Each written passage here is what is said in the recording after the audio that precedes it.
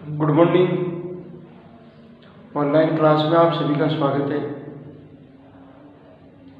अपन ने कक्षा 11 में क्रय बही के बारे में अपन ने अध्ययन किया था और क्रय बही के अंदर जो लेखांकन करते समय आपको बट्टे का विशेष ध्यान रखना है और जो बट्टा है उसको आपको संबंधित राशि में से या कुल क्रय की गई राशि में से आपको घटाना है।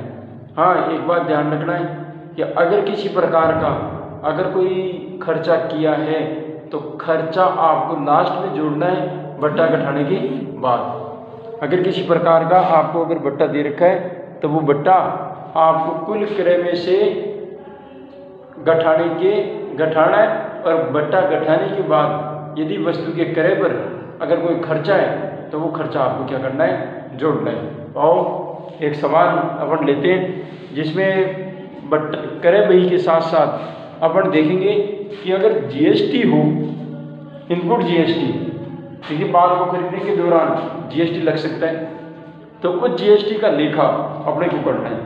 जैसे मैं एक लेन देन पढ़ता हूँ, उस लेन देन में आपको जीएसटी और छूट दोनों साथ करनी है।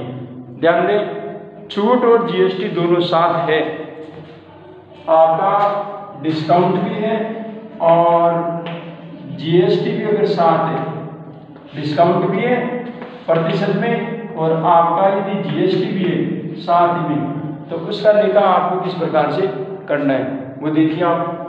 डिस्काउंट के अंदर आपको पहले डिस्काउंट घटाना है। पहले आपको डिस्काउंट को क्या करना है, घटाना है। माल की जितनी कुल लागत होगी उस कुल लागत में जितना बट्टा दिया गया है जिनमें, हाँ, अगर मधु के हिसाब से अगर बट्टा दे रखा है तो आप मधु के हिसाब से बट्टा घटाएं। मधु के हिसाब से बट्टा घटाने के बाद जो पैसा बच गया डिस्काउंट घटाने के बाद जो पैसा बचेगा उस पर आपकी जीएसटी लगेगी, उस पर आपकी जीएसटी लगेगी। तो बट्टे को तो आपको घटाना है, लेकिन जैसे जीएसटी लगाओगे तो जीएसटी तो वस्तु के माल की लागत को क्या करती है, उल्टी बढ़ाती है। माल की लागत को क्या करती है, बढ़ाती है। तो देखते हैं कि उस माल की लागत बढ़ती कैसे है जीएसटी के साथ में, जब बट्टा भी हो और आपका जीएसटी भी हो साथ ही में, तो किस प्रकार से लगेगा बट्टा। तो एक उदाहरण के माध्यम से हम समझते हैं और क्रय बही पर बनाते हैं उसकी। ध्यान दें, आपको परचेज बुक बनानी है, purchase book. Purchase book of जो व्यापारी होगा उस व्यापारी का आपको नाम लिखना है। यहाँ पर आपको डेट लिखनी है और यहाँ पर आपका पर्टिकुलर का कॉलम, यहाँ पर इनवॉइस का नंबर, यहाँ पर एलएल का नंबर, यहाँ पर डिटेल और टोटल, यहाँ पर डिटेल और टोटल। और देखेंगे कि जीएसटी और बट्टा दोनों साथ हो तो किस प्रकार से लेखा करेंगे। जैसे मैं 26 अगस्त का, कल वाले सवाल में 26 अगस्त का मैं ट्रांजेक्शन पढ़ता हूँ। 26 अगस्त जो कि 2017 है, 2017 26 अगस्त को मेसर्स नीमा इलेक्ट्रॉनिक्स से खरीदा है। तो मेसर्स नीमा इलेक्ट्रॉनिक्स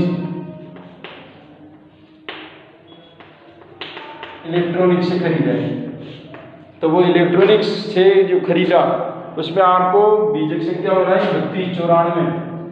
3294। इसको SSN भी बोलते हैं, इसको SSN भी बोलते हैं। अब 10 छोटे आकार के टीवी और @10% और 5 रंगीन टीवी 12,500 रुपये पड़ते, व्यापारी छूट 20%। अब मान लीजिए इसमें जीएसटी नहीं दे रखा, अपन खुद ही मान लेते हैं, माना इस पर 18% जीएसटी लगता है। कितना परसेंट? 18% जीएसटी लगता है। तो आप जीएसटी सहित टोटल कितना अगले को मूल्य अदा करना पड़ेगा जीएसटी सहित। अब आपको पहले बट्टा घटाना है, लेकिन बट्टा घटाने के बाद आपको जीएसटी लगानी है। तो देखो क्या क्या खरीदा है वो देखिए। 10 छोटे आकार के TV, 10 small size TV at the rate of 100,000 each, प्रत्येक के 1000 रुपये का। इस हिसाब से तो 10,000 रुपये के आपके टीवी बनते हैं। 10,000 के क्या बनते हैं? टीवी बनते हैं। और 5 रंगीन TV, 5 colour TV at the rate of 12,500 रुपये, 12,500 रुपये ईच टीवी। इस हिसाब से टोटल अमाउंट जो बनता है वो बनता है 25 00 5 दूनी 10 12, तो 62,500 रुपये बनते हैं। 62,500 छूट देता है वो 20% की छूट देता है। अब छूट देता है तो वो तो टोटल अमाउंट दे देगा, तो लेस पहले ट्रेड डिस्काउंट, पहले trade discount at the rate of 20%, तो इस हिसाब से तो टोटल हमारे पास में 72,500 का माल है। अब 72,500 रुपये पर 20% की दर से डिस्काउंट काटेगा, तो डिस्काउंट काटो 72,500 गुना 20/100 0 0 5 14,500 रुपये का भट्टा लगता है, तो 14,500 रुपये का भट्टा। तो वास्तव में माल कितने का रह गया? 8,006 58,000 रुपये की क्वांटिटी का माल अपने पास में रह गया भट्टे के अलावा। अब इसी भट्टे की राशि के अलावा जो 58,000 की लागत का जो माल बच गया, इस पर जीएसटी जोड़ेगा। इस पर क्या जोड़ेगा? जीएसटी। तो मैं ऐड करूंगा, add input S GST at the rate of 9%। मैंने 18% जीएसटी बताया, तो 9% जीएसटी लगेगा। ये मान के चलिए कि माल लोकल से लोकल में ट्रांसफर हुआ है, ये मान लिया, तो इनपुट 9% एट जीएसटी और input C GST at the rate of 9% और टोटल 18% जीएसटी लगेगा।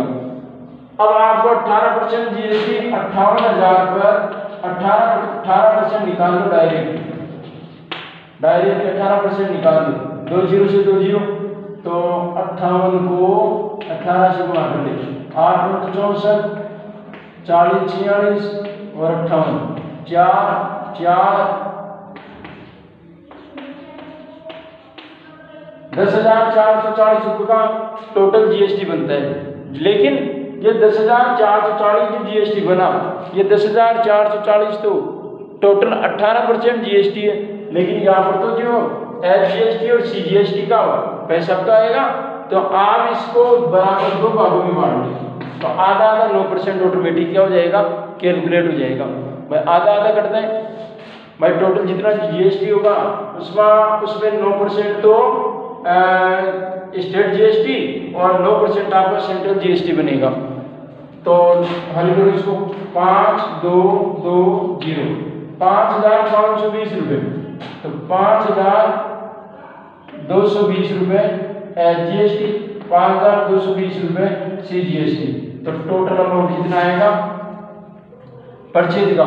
तो टोटल अमाउंट आप जोड़ करके 10,440, तो ये हो जाएंगे 58,440 सॉरी 68,440 रुपये टोटल इनकी परचेज मिलेगी जीएसटी से। तो अगले को जब पेमेंट करेंगे तो जीएसटी से कितना पेमेंट करना पड़ेगा? 68,440 रुपये का। जैसे ही एक लेन देन का होगा आपको क्या करना है? यहाँ पर इस कॉलम को बंद करना है। ये था भट्टा और जीएसटी दोनों साथ, भट्टा और जीएसटी दोनों के दोनों साथ। आओ एक लेन देन और देखते हैं। मेसर्स पवन इलेक्ट्रॉनिक्स से खरीदा है 29 अगस्त को, 29 अगस्त को मेसर्स पवन इलेक्ट्रॉनिक्स, पवन इलेक्ट्रॉनिक्स से खरीदा है 20 video cassette, 20 video cassette.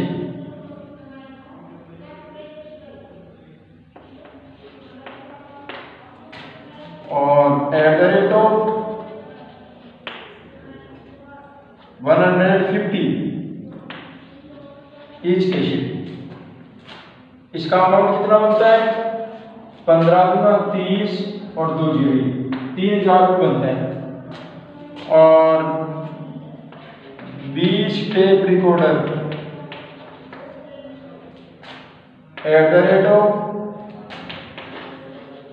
@16 rupees each. इसको गुणा करो, 2 जीरो 20 है 25 है 25 है 25 25 की 150 15 25 15 40 40,000 बनते हैं साथ। और क्या कहता है? खरीद पर प्राप्त व्यापारिक छूट 10% है। व्यापारिक छूट कितनी है? 10%। तो देखो टोटल माल कितना हो गया? 43,000 का। 43,000 में 10% व्यापारिक छूट भी उठानी है, तो लेस ट्रेड डिस्काउंट @10%। और 10% होता है 4,300। 4,300 मान लीजिए इसमें अगर जीएसटी नहीं होता, जीएसटी नहीं है, तो ये अमाउंट इकट्ठा करके टोटल बाहर निकाल देंगे, सही बात है। लेकिन अगर जीएसटी होता तो इनपुट जीएसटी, इनपुट जीएसटी और CGST क्या करते हैं अपन? जोड़ दे। तो बैठाओ इधर 700 12 8 और 3 38,700 रुपये का टोटल हमारा परचेज हो गया। अब आपको इसकी टोटल परचेज याद करनी है, तो टोटल परचेज याद करने के लिए क्या करना पड़ेगा? इनका टोटल लगाना पड़ेगा। टोटल लगाएंगे 9 1 10 16 1 7 1 4 0 1,60,140 रुपये टोटल परचेज बनती है, जिसको किसके नाम से दिखाएंगे? परचेज अकाउंट DR के नाम से, परचेज अकाउंट DR के नाम से। इस प्रकार से आपका क्रय बही का प्रारूप बनाना है, क्रय बही आपको बनानी है। अब बात रह गई इस क्रय बही के लेजर पोस्टिंग की। तो आपने जिन जिन इसके खाते खोले थे भी, जैसे ये नीमा इलेक्ट्रॉनिक्स है, ये पवन इलेक्ट्रॉनिक्स है, तो आपको इसका लेजर पोस्टिंग करने के लिए मिस्टर नीमा इलेक्ट्रॉनिक्स का खाता खोलेंगे और पवन इलेक्ट्रॉनिक्स का खाता खोलेंगे। परचेज डेबिट होती है, जैसे ही लेजर पोस्टिंग करेंगे आपको इसको क्रेडिट पक्ष में दिखाना है और बाई परचेज के नाम से जितना टोटल अमाउंट आएगा टोटल अमाउंट दिखाना है अपने को। जो आपने टोटल के कॉलम में लिखा है ये टोटल के कॉलम बड़ा आपको दिखाना है। ये लेजर पोस्टिंग होती है। तो इस प्रकार से कल देखेंगे क्रय वापसी बही और विक्रय बही दोनों एक साथ। धन्यवाद।